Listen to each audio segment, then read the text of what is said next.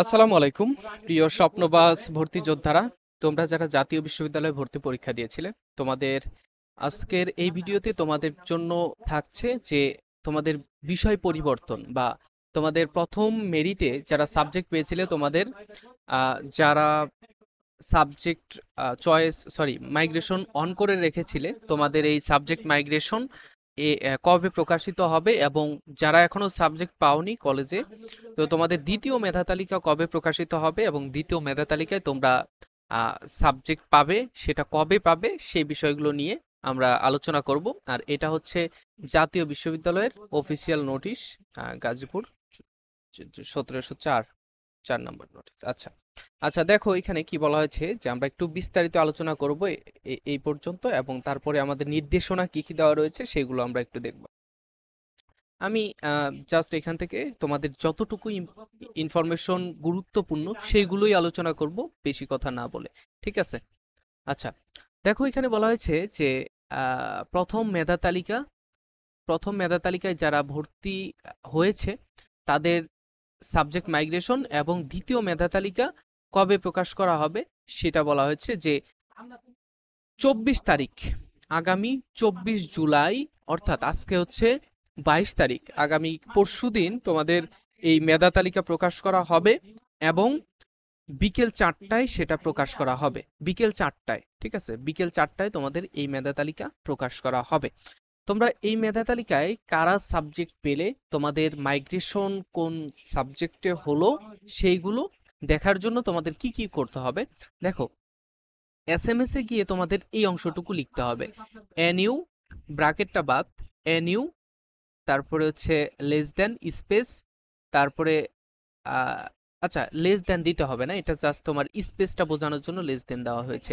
NU space ATHN, এটা হচ্ছে small লেটারে দিবা, তারপরে স্পেস দিবা, তারপর রোল নাম্বারটা, তোমাদের যে রোল নাম্বারটা আছে সেটা বসিয়ে দিবা।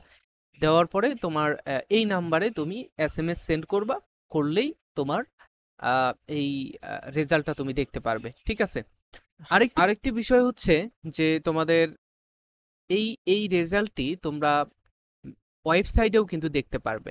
এই রেজাল্টটি তোমরা দেখতে পারবে কখন? রাতে 9টায়, 24শে জুলাই রাত 9টায় তোমরা এই এই ওয়েবসাইটে ঢুকে তোমরা অনার্স ট্যাবে গিয়ে অ্যাডমিশন টেস্ট রেজাল্ট অপশনে যদি ক্লিক করো, এবং সেখানে গিয়ে তোমরা কিন্তু এই রেজাল্টটি তোমরা জানতে পারবে। ঠিক আছে? আচ্ছা, এরপরে উল্লেখ্য যে যে দ্বিতীয় মেধা তালিকায়, আচ্ছা, এইটুকুর মধ্যে কি বলা হয়েছে একটু বলি, যে এইটুকুর মধ্যে বলা হয়েছে যে তোমরা যারা 23-24 শিক্ষাবর্ষে, অর্থাৎ তোমরা যারা সেকেন্ড টাইমার, তোমরা যদি অন্য কোনো শিক্ষা প্রতিষ্ঠানে ভর্তি হয়ে থাকো, অবশ্যই তোমাকে কি করতে হবে? 31শে জুলাইয়ের মধ্যে ওই পূর্বের শিক্ষা প্রতিষ্ঠানে ভর্তি বাতিল করতে হবে। বাতিল করে তোমরা এই জাতীয় বিশ্ববিদ্যালয়ে ভর্তি হতে পারবে। আর যদি তোমরা সেটা না করো, দ্বৈত ভর্তির কারণে, অর্থাৎ দুই শিক্ষা প্রতিষ্ঠানে ভর্তির কারণে তোমার এই 24-25, অর্থাৎ এই যে এইবার অনার্সের ভর্তি বাতিল বলে গণ্য হবে। বুঝতে পেরেছো? আচ্ছা, এ হচ্ছে তোমাদের এখানে গুরুত্বপূর্ণ নোটিশ। আরেকটি হচ্ছে যে তোমরা তোমাদের এখনো যাদের মানে দ্বিতীয় মেধা তালিকায় যাদের ভালো সাবজেক্ট আসবে না, মানে তোমার মন মতো সাবজেক্ট আসবে না, সেই সাবজেক্ট, মন মতো সাবজেক্ট আনার জন্য বা মাইগ্রেশন এর জায়গায় তোমরা মাইগ্রেশন অনের জায়গায় অন করবা, অথবা ইয়েস বাটন ক্লিক করবা। ঠিক আছে? এক্ষেত্রে শিক্ষার্থীদের বিষয় পছন্দক্রম অনুযায়ী সংশ্লিষ্ট কলেজ ভিত্তিক শূন্য আসনে মেধার ভিত্তিতে বিষয় পরিবর্তন করা হবে। মানে এখানে বলেছে যে তোমরা যদি আবারও মাইগ্রেশন অন করে দাও, তবে তোমার এই মাইগ্রেশনটা অন অন হয়ে থাকবে, এবং তোমার কাঙ্ক্ষিত সাবজেক্ট তারা দিতেও পারে যদি সিট ফাঁকা থাকে। আচ্ছা, আশা করছি বুঝতে পেরেছো। এরপরে দেখো কি বলা হয়েছে, যে দ্বিতীয় মেধা তালিকায় ভর্তি কার্যক্রম নিম্নোক্ত সময়সূচির মধ্যে করতে হবে। প্রথম যে বিষয়টা, ক্রমিক নাম্বার 1, এই নির্দেশনাটা একটু লক্ষ্য করো। তোমরা বিস্তারিত পড়তেও পারো বা আমার কথাগুলো মনোযোগ দিয়ে শুনতে পারো। যে প্রথম মেধা তালিকায় যারা ভর্তি হয়েছিল তাদের বিষয় পরিবর্তন হবে, তাদের পরিবর্তিত বিষয়ের ভর্তি ফর্ম অনলাইনে থেকে ডাউনলোড করতে হবে। এটা হচ্ছে তোমার ভর্তি ফর্ম যারা ডাউনলোড করবে, যারা সাবজেক্ট মাইগ্রেশন করেছে, তাদের ডেট হচ্ছে 26 থেকে 3 তারিখের মধ্যে। 26 থেকে 3 তারিখের মধ্যে কোনো কম্পিউটারের দোকানে অথবা নিজের যদি কম্পিউটার অথবা মোবাইল ফোন থেকে তুমি এটা করতে পারবে। ঠিক আছে, 26 থেকে 3 তারিখের মধ্যে তোমার এই বিষয়টা করতে হবে। এটা হচ্ছে তোমার যারা সাবজেক্ট মাইগ্রেশন করেছে তাদের জন্য। ঠিক আছে, এখানে আরো বিষয় রয়েছে যে বিষয় পরিবর্তনের ভর্তি ফর্ম সংশ্লিষ্ট কলেজ কর্তৃক অনলাইনে নিশ্চয় করতে হবে না। আর এটা হচ্ছে বিষয় পরিবর্তনের ক্ষেত্রে শিক্ষার্থীকে কোনো ফি প্রদান করতে হবে না। ঠিক আছে, এখানে ফি আর হচ্ছে তোমার অনলাইনে নিশ্চয়ন করতে হবে না, এটা কলেজের এটা হচ্ছে কলেজকে নির্দেশনা দিয়েছে জাতীয় বিশ্ববিদ্যালয়। আরেকটা বিষয় হচ্ছে 2 নাম্বার, যে দ্বিতীয় মেধা তালিকায় যারা ভর্তি হবে, দ্বিতীয় মেধা তালিকায় যাদের সাবজেক্ট আসবে, যারা ভর্তি হবে, তারা কিভাবে ভর্তি হবে এবং কত তারিখের মধ্যে ভর্তি হবে, সেটা হচ্ছে এই যে 26শে জুলাই থেকে আগস্টের 3 তারিখের মধ্যে। 26শে জুলাই থেকে আগস্টের 3 তারিখ, এই যে ওয়েবসাইটের লিঙ্ক এখানে দেওয়া রয়েছে, অথবা জাতীয় বিশ্ববিদ্যালয়ের যে ওয়েবসাইট রয়েছে, তোমরা nu.ac.bd/admissions লিখে সার্চ করলেই তোমরা পাবে।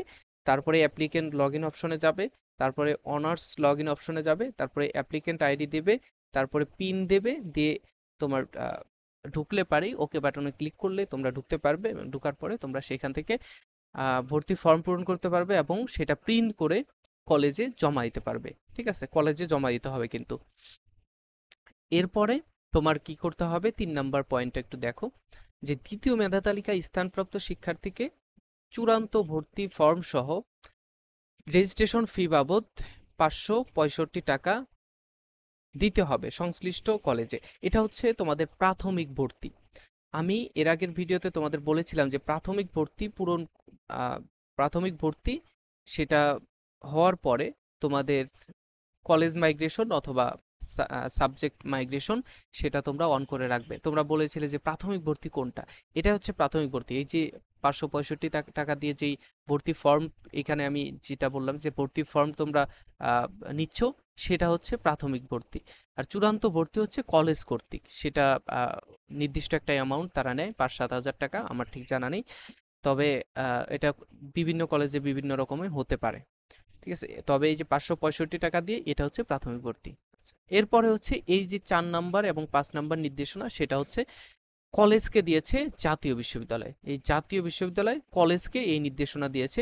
তোমরা জানো যে জাতীয় বিশ্ববিদ্যালয়ের মূল অফিস বা মূল ক্যাম্পাস হচ্ছে টঙ্গীতে, গাজীপুরের টঙ্গীতে। সেটা সেটা তোমার এই 4টা নোটিশ, এই 4 এবং 5 নাম্বার যে নির্দেশনা, সেটা হচ্ছে কলেজকে দিয়েছে। তারা একটা নোটিশের মধ্যেই কলেজ এবং শিক্ষার্থী সবাইকেই এই নোটিশটা দিয়েছে, যাতে তাদের কোনো বারবার নোটিশটা না দিতে হয়। ঠিক আছে, তো এক নোটিশের মধ্যে কলেজ এবং শিক্ষার্থী সবাইকেই এক নোটিশের মধ্যে এই নোটিশটা দেওয়া হয়েছে। তো এই হচ্ছে তোমাদের সর্বশেষ আপডেট জাতীয় বিশ্ববিদ্যালয় সম্পর্কিত। তবে জাতীয় বিশ্ববিদ্যালয়ে তোমরা কিভাবে ফর্ম পূরণ করবে এবং কিভাবে কি করতে হবে ভর্তির সময়, সেটা সম্পর্কে আমি বিস্তারিত পরের ভিডিওতে জানাবো ইনশাল্লাহ।